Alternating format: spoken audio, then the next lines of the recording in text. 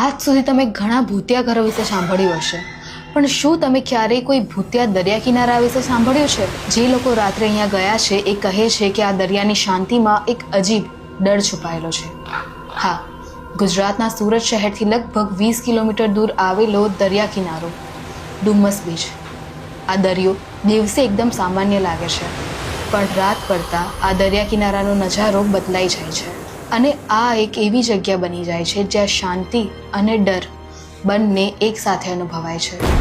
સ્થાનિક લોકો કહે છે કે ઘણા વર્ષો પહેલાં આ વિસ્તારનો ઉપયોગ સ્મશાન તરીકે થતો હતો અને એટલા માટે અહીંની રેતી કાળી છે.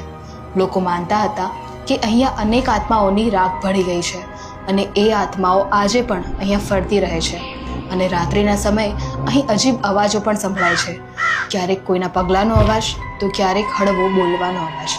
પરંતુ જ્યારે આસપાસ જુઓ ત્યારે કોઈ દેખાતું નથી.